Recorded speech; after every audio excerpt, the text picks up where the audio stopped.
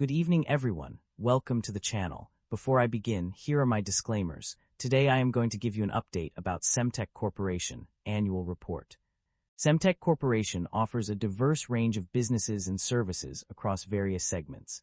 In the signal integrity segment, the company provides optical and copper data communications products for infrastructure and industrial applications, as well as video transport products for broadcast and professional audio-video applications.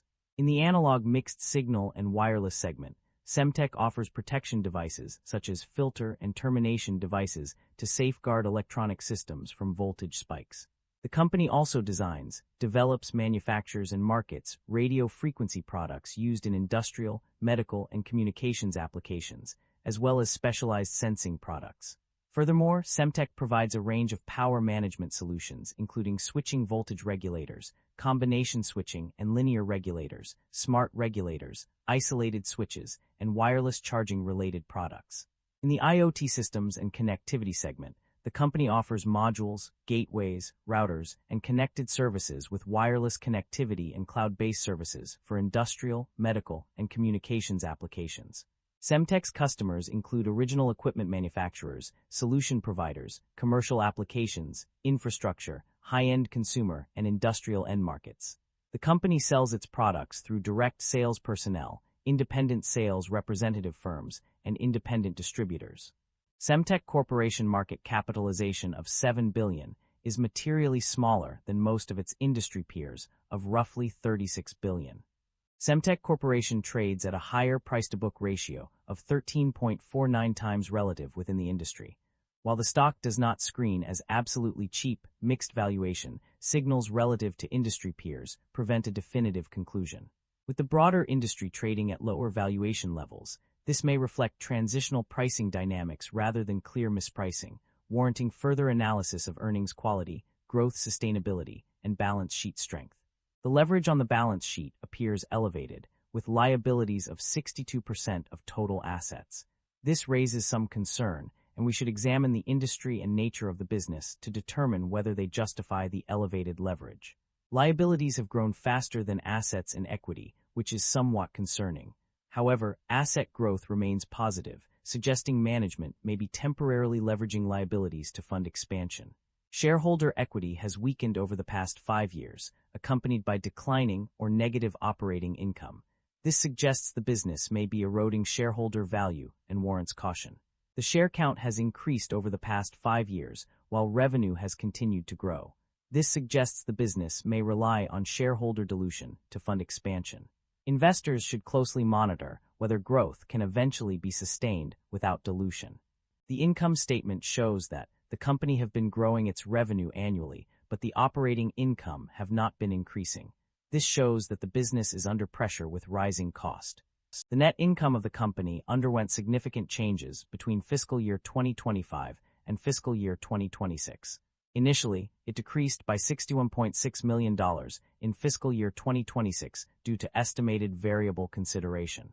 However, a closer look at the data reveals that the net loss actually increased from $161,896,000 in fiscal year 2025 to $40,376,000 in fiscal year 2026. This seeming contradiction can be explained by the fact that investment impairments and credit loss reserves led to an increase in net income from $1.1 million in fiscal year 2025 to $10.4 million in fiscal year 2026.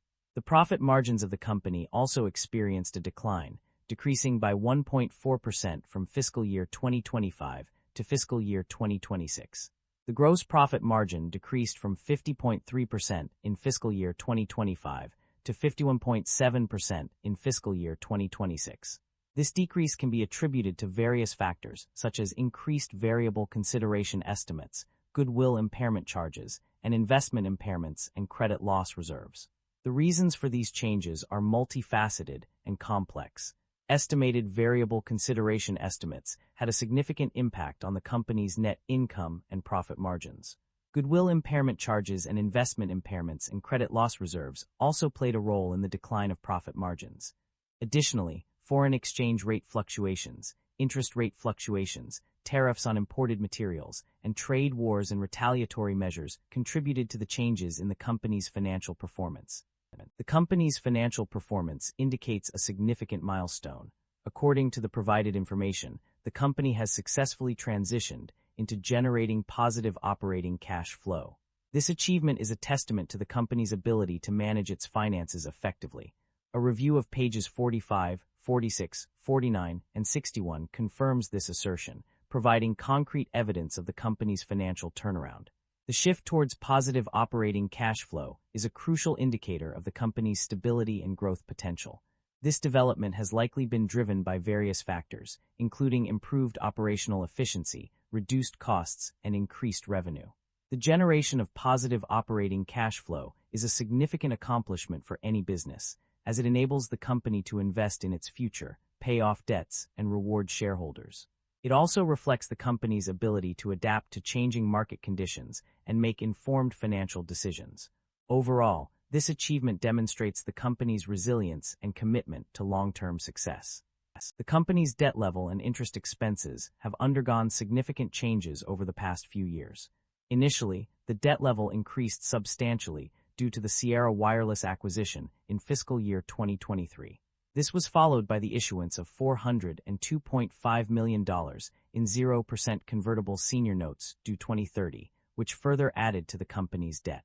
However, there were also instances where the total debt decreased, such as from $562,662,000 to $503 million between fiscal years 2023 and 2024. Additionally, the exchange of certain notes for new debt resulted in a decrease in the overall debt level. In terms of interest expenses, the company experienced an increase due to additional debt incurred during this period. The recognition of induced conversion expense of $17.6 million in fiscal year 2026 related to exchange transactions also contributed to higher interest expenses. Nevertheless, there were instances where interest expenses decreased significantly, such as a decrease from 4.1% to 0.55% in the weighted average effective interest rate between fiscal years 2023 and 2024. Overall, while the company's debt level has fluctuated over time, it is clear that the acquisition of Sierra Wireless had a significant impact on its financials. The changes in interest expenses have been more nuanced, with both increases and decreases occurring due to various factors such as changes in debt levels and weighted average effective interest rates. The performance of various regions and segments has been a mixed bag. On the positive side, countries such as Australia, Canada, France, India, Mexico, Switzerland, Taiwan, and the United Kingdom have shown strong revenue growth. These nations have managed to maintain their financial stability despite global economic fluctuations. However, some regions have struggled with declining net sales. The Asia-Pacific region has seen a slight increase in net sales, rising from 58% in FY 2024 to 67% in FY 2026. In contrast, North America and Europe have experienced declines, with net sales decreasing by 5% and 4%, respectively. It's worth noting that the weakening US dollar may impact businesses globally, although no specific region is explicitly mentioned as performing poorly.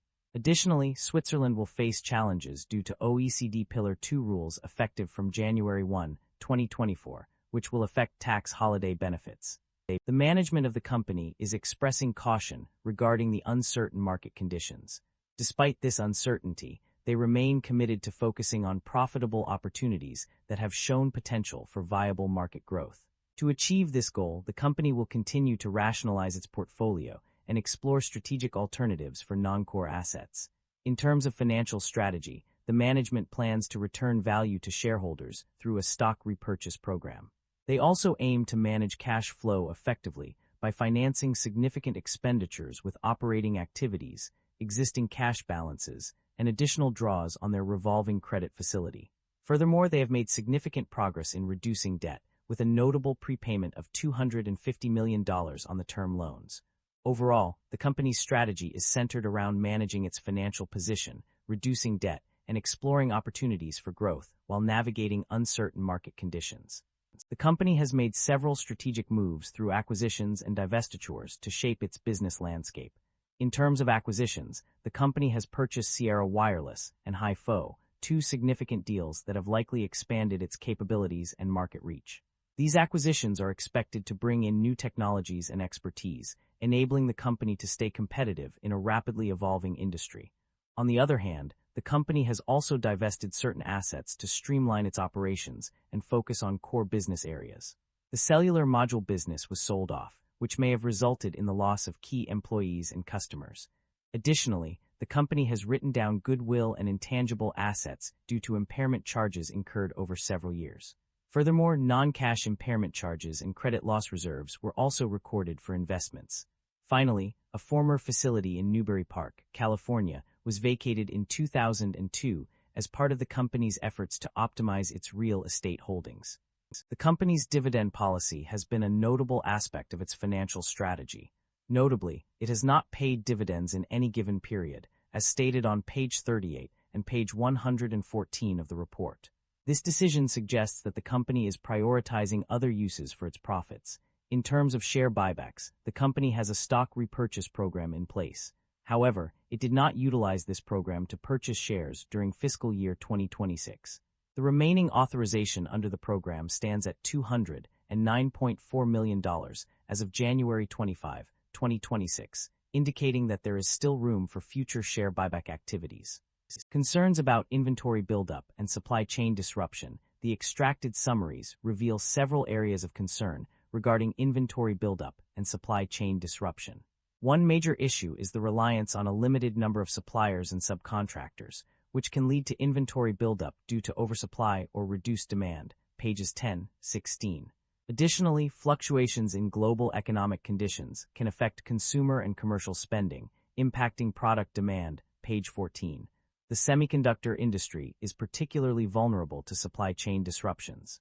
Periods of oversupply have resulted in significantly reduced prices for semiconductor devices and components, leading to potential overbuilding of AI infrastructure and sharp demand corrections, page 15. Furthermore, the risk of inventory buildup due to obsolete inventories, customers restricting date of manufacture for products, and suppliers extending lead times or limiting supplies is a concern, pages 17. Supply chain disruption risks also exist due to cybersecurity threats targeting manufacturing and supply chain systems, nation-state actors seeking to disrupt semiconductor supply chains or steal intellectual property, insider threats, and AI-enabled attacks, page 31. The industry must be prepared for these potential disruptions to mitigate the impact on business operations. In conclusion, the extracted summaries highlight several concerns regarding inventory buildup and supply chain disruption. Addressing these issues will be crucial to ensuring the stability of the semiconductor industry. That concludes the financial summary for Semtech Corporation. Feel free to comment below, and I will be happy to answer them when possible.